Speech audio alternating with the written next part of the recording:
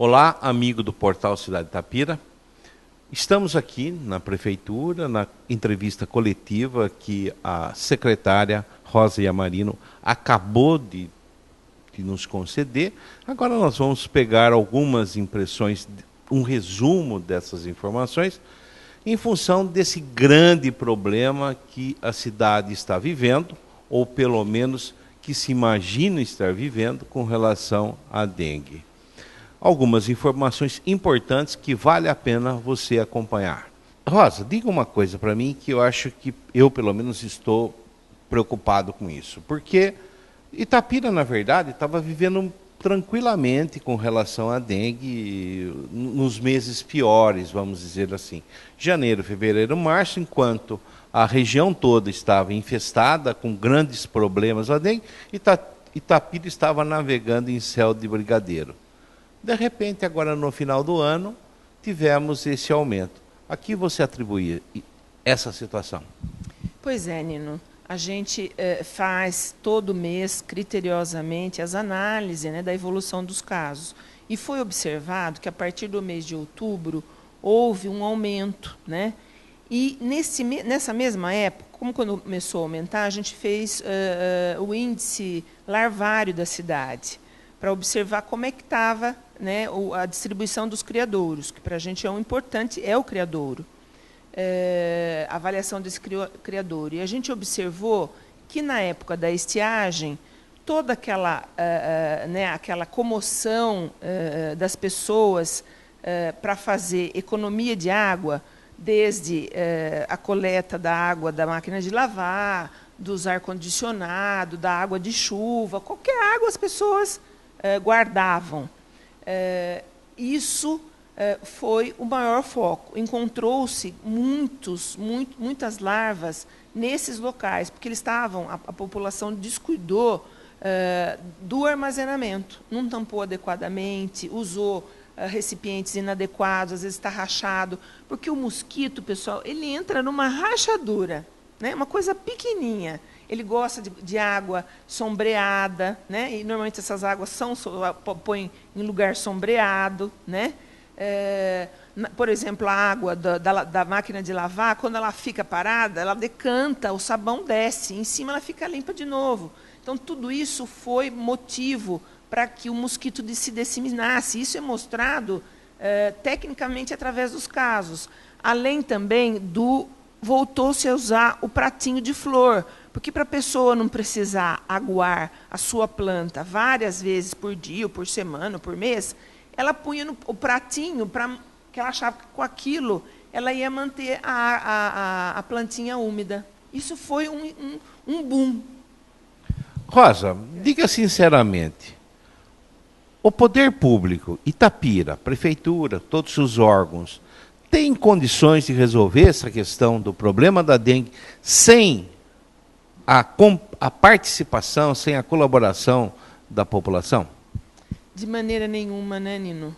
Na realidade, a gente está controlando um mosquito que ele é criado pelo próprio ser humano dentro da sua residência, né, dentro do seu convívio familiar, porque os criadouros são domésticos, e esse mosquito pica uma pessoa e pode levar à morte. É uma verdadeira guerra.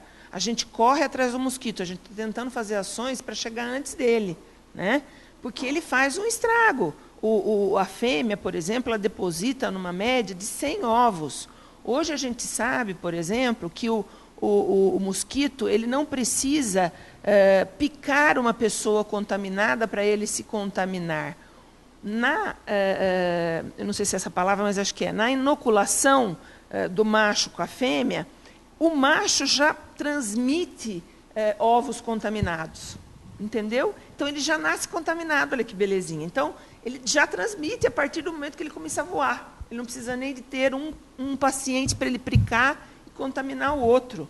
O mosquito ele vai cada vez mais se tornando resistente a todas as ações. Quando a gente começou a falar de dengue, a gente falava de água limpa. Hoje a gente encontra nos mais variados locais, desde de uma lata de tinta, que fica aquela aguinha por cima, que você acha que é super contaminado, toxicamente, tem mosquito, já encontramos. naquele tanque do borracheiro, que é uma coisa super suja, tem mosquito, já encontramos. Então, ele vai criando o quê?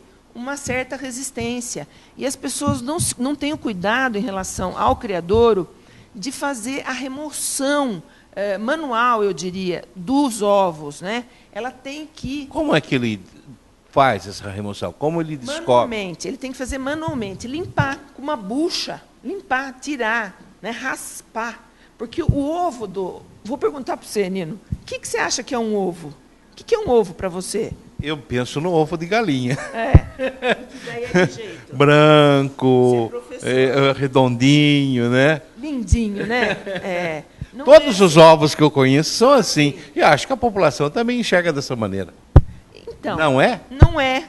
O ovo da dengue, ele é preto, ele é escuro, ele é muito pequeno, ele é do tamanho de um grão de areia e ele tem o formato de um arroz. Ele é biseladinho, ele é mais gordinho no meio e vai ficando menorzinho na extremidade.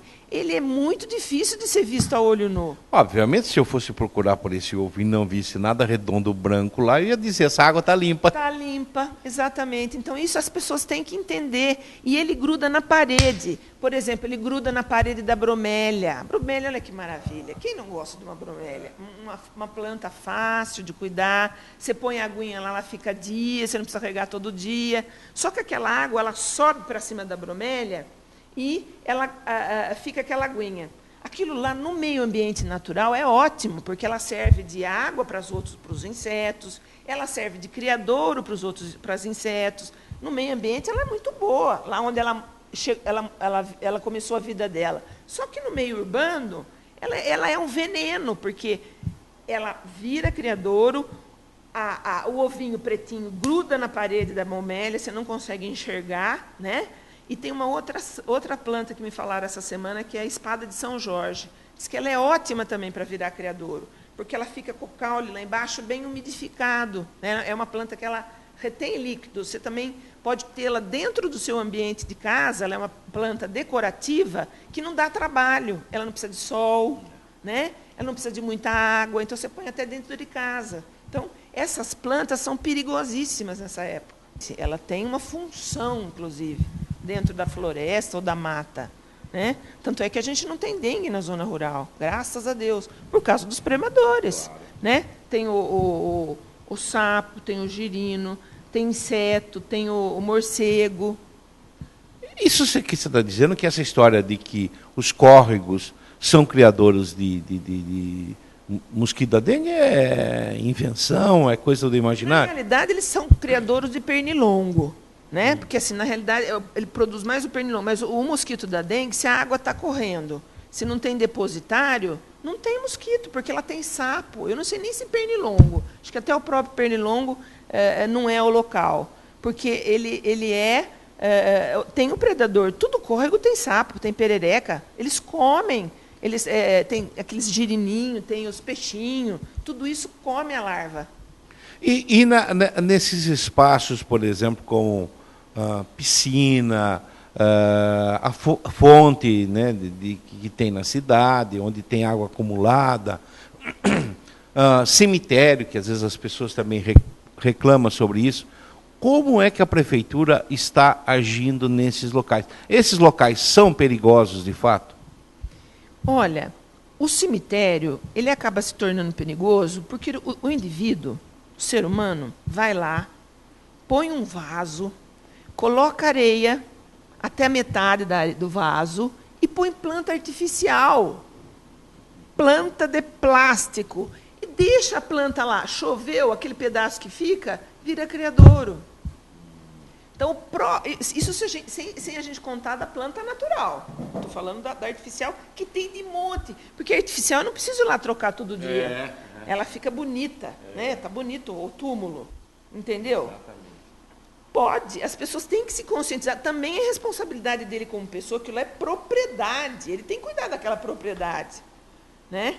Então, o cemitério, na realidade, a gente trata como imóveis especiais. A própria equipe tem uma rotina de observação desses locais. Por exemplo, a fonte, ela tem um cuidado próprio, né? Ela é higienizada, ela é clorada, é como uma piscina. Se a piscina se largar lá, ela vira criadouro, porque daí decanta o veneno, começa a ficar a água de cima, e eles adoram também, viu? Piscina é uma coisa que eles adoram.